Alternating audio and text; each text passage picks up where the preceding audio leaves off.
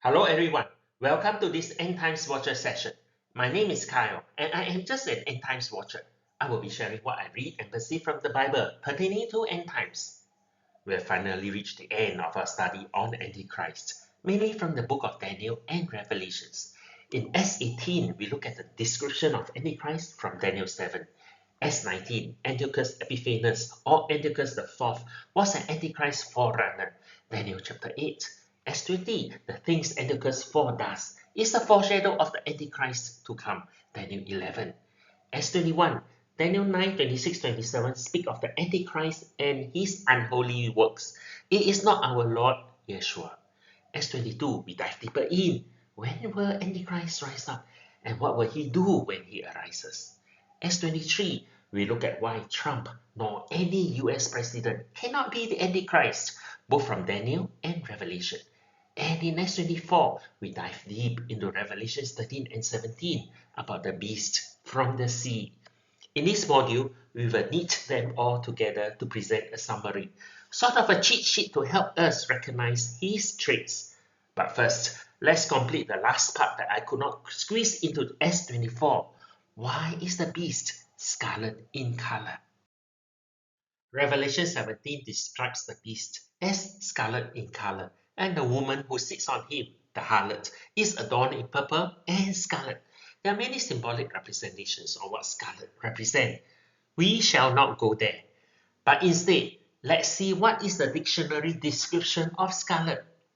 Strong, vivid, red. Well, if we have to split hair over the definition of this color, then we better look at the original Greek word Kokivov or something like that. The color crimson is a closer translation. And not only is crimson vivid red, it is bluish red. In my primary school days, I loved mixing paint colors and experimenting the outcome. Blue plus red gives me purple. That makes sense. The beast was closely tied to the harlot in his initial rise. The lofty king allows the harlot to sit on it. No wonder it also takes on the color of crimson, matching that of the harlot. Other than this color relationship, there is not much value coming up with what scarlet stands for. Do note that this is the only place that describes the beast as scarlet. But then some will argue that the red dragon in Revelation 12 is the same as the scarlet beast, since they are both red and have 7 heads and 10 horns. The red dragon in Revelation 12 is Satan. I will not go in to prove that, but the scarlet beast in Revelation 17 is Antichrist, not Satan. Satan gave him his power and authority on earth, but Antichrist is still Antichrist.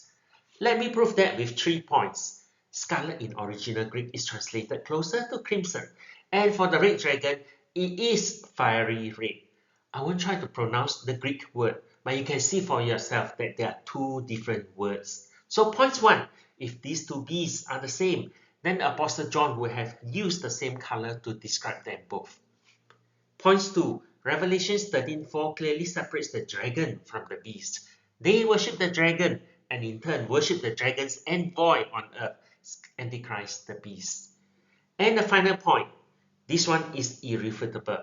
The beast have 10 crowns, one on each horn, while the dragon have 7 crowns, one on each head. My English tells me that horn and head are different, and my maths tells me that 10 is not the same as 7. In S24, we concluded that the 10 crowns signify endowed authority. The beast endowed his authority to his 10 generals. And in Revelation 13:4, the dragon gave his authority to the beast. So the 7 heads and 7 crowns are 7 antichrists that Satan gave his authority to on the history of this earth. This is the list of the 7 past antichrists. Please note that there are 7 heads with 7 crowns, not 8 heads, not 8 crowns. Isn't the beast the 8? How do we reconcile this? Revelation 17:11 says that the beast is the 8th and is of the 7. Remember what I said in the last module? 7 is not the 7th. It is either or 7 or one of the past 7. So Antichrist will not be a new persona. Instead, one of the past Antichrist, 7 Antichrists. That is why he arises from the abyss. up from the bottomless pit. Now that we got that sorted out, there's one more point that I will touch on briefly before we stitch the past few modules together. Is Antichrist going to hail from Assyria, somewhere in modern-day Syria? This argument is made popular by two main verses in Isaiah 10 and Micah 5. I will leave it to you to read these verses for yourself. For me, I do not find any conclusive evidence that these verses is referring to Antichrist. Especially so when Isaiah 14:25 speaks of God killing this Assyrian on the mountain of Israel. In comparison, Antichrist will be thrown live into the lake of burning sulfur. So while Antichrist could be an Assyrian, I will not include it into my list based on these two verses. And now onto our cheat sheet. The first sheet are things or events that will clearly identify Antichrist. The verses are listed and the reasons were presented in the past modules. I will not repeat them here. He will sign a covenant with many, be it a peace treaty or some union of nations. That is not important. The keyword is 7 years. No more, no less. It will be exactly 7 years. And this will not be a secret or private treaty. It will be with many, meaning the treaty will be public with a number of participating countries and nations. Fatal wound. It is a past wound and it is fatal, meaning he should have died from this wound, but it is already healed. But the scars are left for all to see. And he will rise from the abyss. This alone can cause many arguments, so I will touch more on this point later. But first, let's finish the rest of this list. When someone stand or sit in the holy temple and claim himself as God, look no further. He is the Antichrist. Our Lord Yeshua will come from the sky. We will see our Lord up in the clouds. As he, Antichrist, lacks the charisma to declare it himself, he needs a false prophet to point to him and declare him as the Messiah. This is another clear indication of the fake Messiah. And if you are still around and uncertain, Antichrist will stop the daily sacrifice and desecrate the temple. This is the final nail into the coffin. You should be fleeing by then, because he will start persecuting the Jews and Christians, and he will win, but only for 3.5 years. We have gone through this in many of my previous modules. The hope that I can give you is to hold on, because our Lord will surely return. Make sure you hold on and pass this test of faithfulness. The first list is a I told you so kind of list. By the time those clear indications shows up, it may be too late. So a more important list are those that gives us a clue. Please note that telltale signs is not 100% certainty, but it will give you a clue to watch out and prepare. The difference between God's prophet and the people from the dark side is their disdain for God. Antichrist is no different. In fact, he will get bolder and bolder and start blaspheming God and exalting himself above God until he finally claims himself as God. And he will perform miracles, not just that fatal wound. This is a warning to Christians who run after miracle healings from conference to conference. I'm not against those, but do you know that the dark side can also do the same? We should not rely on man, but it is better to look directly to God. These two clues are a bit vague, but the next two are the ones that we should be watchful for. Antichrist's rise as the little horn will be incognito. He will not be prominent initially. He is not recognized nor accepted among the top globalists. His rise is by deceit, schemes, and intrigue. Intrigue meaning craftiness and plots. During this time, he will be some high-level person, but not at the top echelon of leadership. So he is not any of the big nations' presidents, prime ministers, nor kings. And in his rise, 3 of the 10 leaders will be subdued by him. Some Bible translations say uprooted. These 10 leaders are 10 powers that rises together with him. So if you're trying to identify 10 nations or powers now, there's a high chance that you only get 50% correct. And his power base will encompass the 4 past great empires. The next two are interesting. He'll be taller, bigger, more macho than other men, and he has no desire for women. This two tells you the Antichrist will be a man, not a woman. But having no desire for women, hints of either a eunuch or a gay. I was initially thinking perhaps a demon, devil, or something like that. But then, even fallen angels find daughters of men beautiful.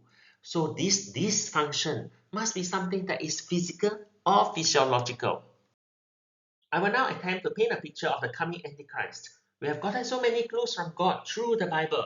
While some could be interpreted in more than one way, we cannot discard any of the points. Otherwise, the authority of the Bible will be in question.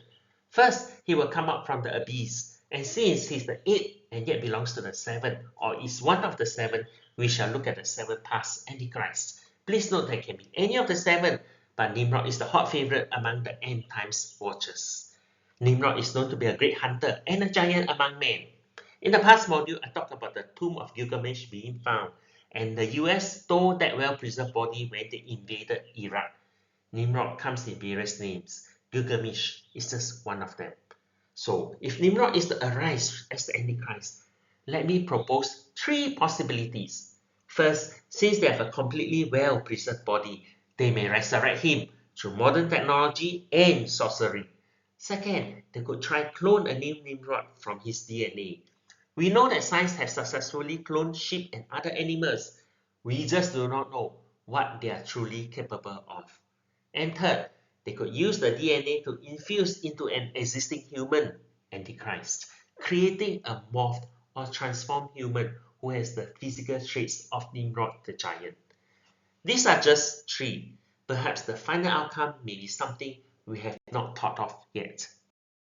However, this idea of a resurrected Nimrod has one major drawback. The little horn rises up by schemes and intrigue.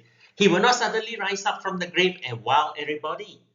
Daniel 9 says he will sign a covenant for 7 years, and in the first 3.5 years, he did not show his true colors. So, even if he is Nimrod, he should be walking among us. A secretly cloned Nimrod and moving among us is more likely. Then what about him being a big man? He could already be one, or via DNA infusion later to make him big. Another possibility is bionic augmentation. Our fifth industrial revolution is promoting bionics. Daniel 11 speaks of him having no desire for women. A bionic upgrade will fit this case well, especially when we consider a fatal accident or assassination. And we will make him better. The $6 million man tagline. And perhaps he lost his manhood then, which explains his zero desire for women.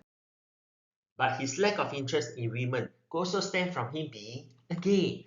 20 years ago, this line of thinking would be laughed at, but today, it is a possibility. Right away, a name and a face come to mind. This person is currently not big size, a well-known speaker, openly disdains God, and promotes bionics and AI as the future, and a gay. Right now, as we look at clues, we can identify candidates, but we will never know until the clear signs show up. It is not my intention to identify anyone, but rather run through these clues with you so that you get an idea how you can check other people's postulations. Remember, fitting just one or two clues is not enough. Today is 1st January 2025. I wish you all a blessed new year and a fulfilling 2025. And since we are end times watchers, watching the end times as it draws nearer, let's look afresh at 2025 and forecast what we can expect this coming year. Till then, this is Kyle. See you in the next session. If you find this video beneficial, please click the like icon. YouTube algorithm automatically recommends it to others if there are higher like counts. You can also subscribe to my channel so that you can see my past and future videos. Finally, please forward and share with your friends so that they too can benefit. Thank you and God bless.